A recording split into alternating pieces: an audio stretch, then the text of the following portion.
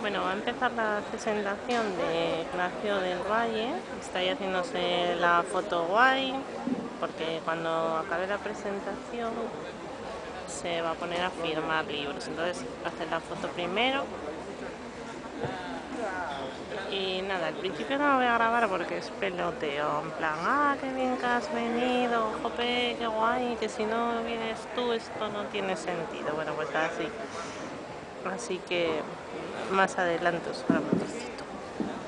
1939, el traslado del Museo del Prado, siguió con El tiempo de los emperadores extraños en el 43, siguió con Los demonios de Berlín en el 45, y entonces pasaron unos 6 años hasta que me tomé un descanso del personaje de Arturo Andrade, porque yo lo que quería era pues explorar otras áreas creativas, hasta que de repente di con este tema que me pareció adecuado, idóneo para retomar el personaje y hacer una novela, que es el tema de los niños robados a lo largo de toda la posguerra española. En realidad, el hilo principal con el que comenzó todo esto fue una noticia que yo leí, que yo creo que es muy famosa, porque es una monja que ya ha muerto, que se llamaba Sor María Balbuena, una noticia de los años 80, que yo me encontré que esta señora, pues al parecer, lo que parecía, ¿no? La apariencia era que regalaba niños, pero en realidad esta señora lo que tenía era toda una red asistencial de clínicas y de contactos. Lo que hacían era robar los niños a las chicas que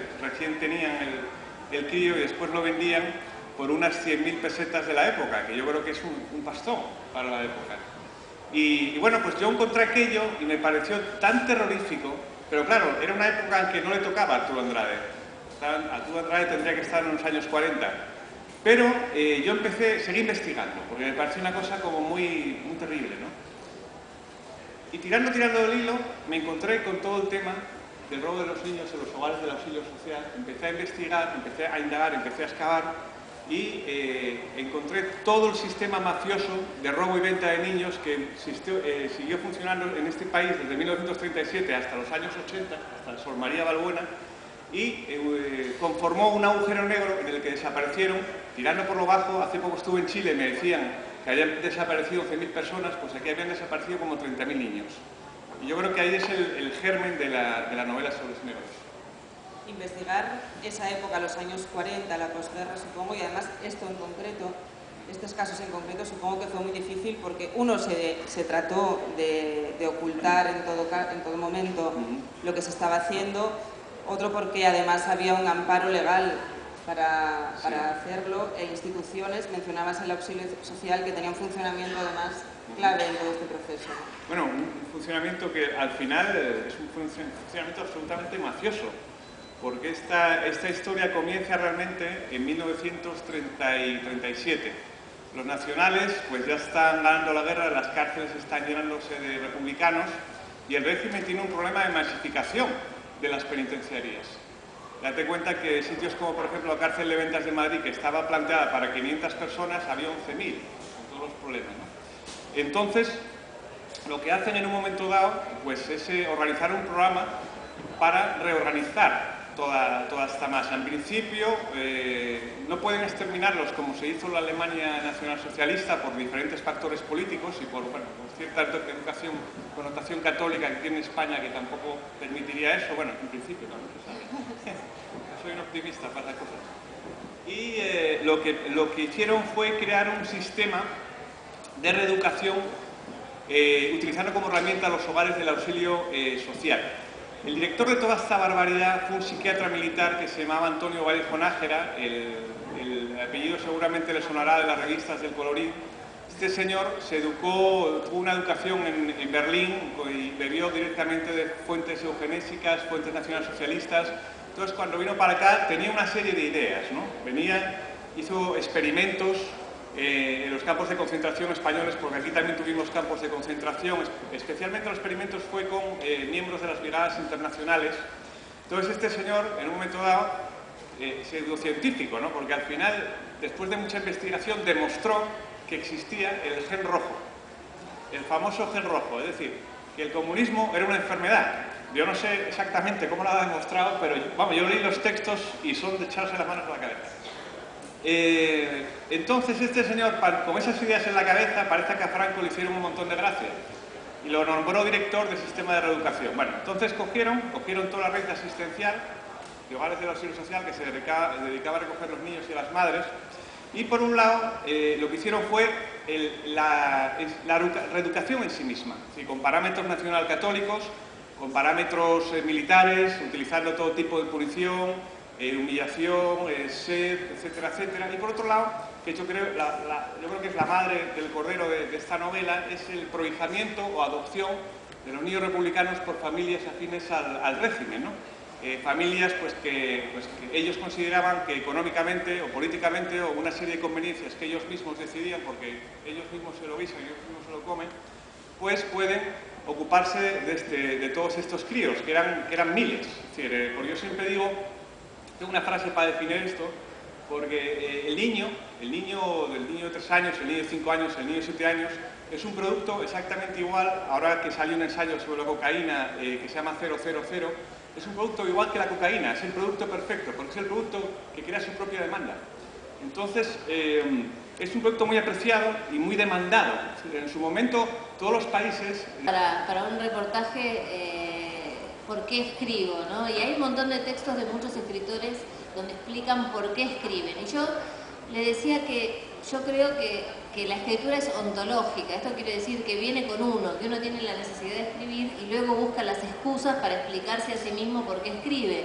Pero si nosotros no escribiéramos, lo conversábamos un poco contigo anoche, ¿no? Que uno se siente más centrado en la vida. O sea, es como que las cosas se ordenan a partir de cuando estamos escribiendo. No somos la misma persona que cuando no estamos escribiendo, ¿no? Entonces, yo sabía que lo que más me interesaba era escribir, pero yo venía de una familia humilde donde no había gente relacionada con el arte ni con la escritura, y cuando tuve que elegir una carrera, pensé en una carrera que me permitiera trabajar. Y yo elegí en ese momento sociología, pero era el año 78 y en el año 78 yo tenía que ir a la universidad pública, y en Argentina la dictadura militar cerró todas las universidades humanísticas en ese año. Entonces no podías elegir eso, tenía que elegir ingeniería, medicina o alguna cosa por el estilo.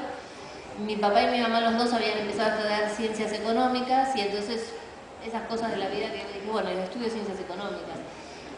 La verdad que yo no tenía nada que ver con esa carrera, porque ni había tenido contabilidad en el secundario ni nada, pero fue una carrera que me enseñó a trabajar, y eso yo se lo agradezco, porque me recibí, tuve un trabajo bueno que me permitía después tener tiempo para empezar a estudiar, pero no era a escribir, pero no era feliz dedicándole toda mi vida a eso, ¿no? A la auditoría y demás.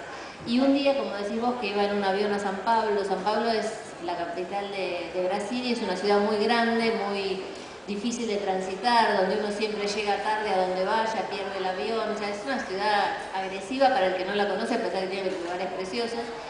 Iba a volar a esa ciudad, iba a hacer una auditoría de tornillos, tenía que ir a contar motores, tornillos y tuercas. Era algo aburridísimo. Iba en el avión leyendo un diario que se llamaba El Ámbito Financiero, imagínense qué divertido podía ser, que es un diario para contadores.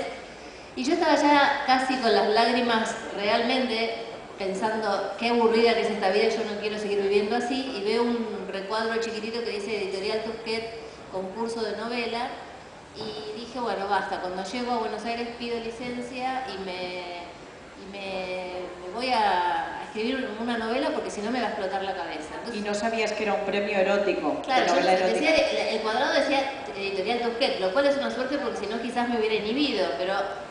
Entonces pedí la licencia, empecé a escribir la novela, y un día, no era como ahora que uno se mete en internet y encuentra las bases e inmediatamente sabe de qué se trata.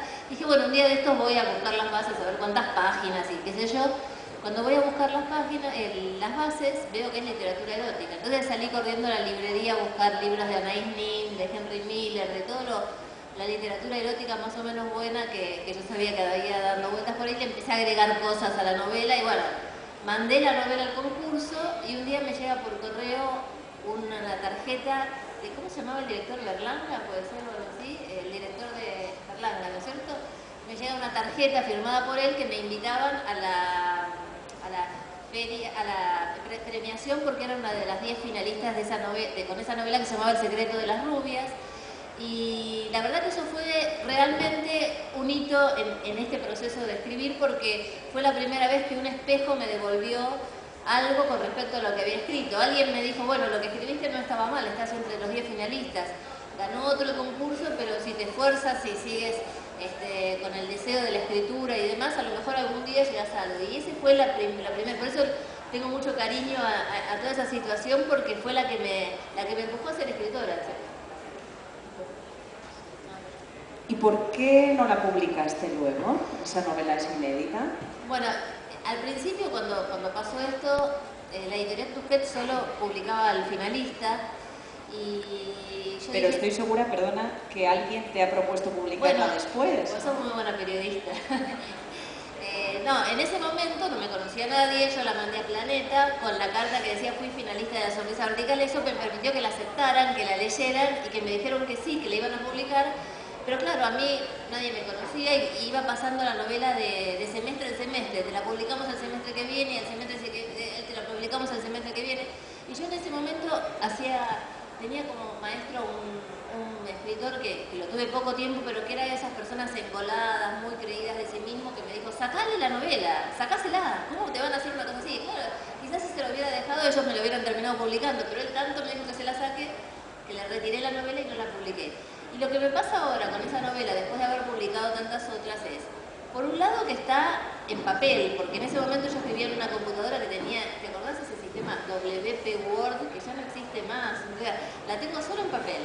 No me dan ganas todavía, como tengo otras historias, de volver sobre ella, y estoy segura que debe estar muy mal escrita, debe haber que volverla a escribir porque es mi primera novela.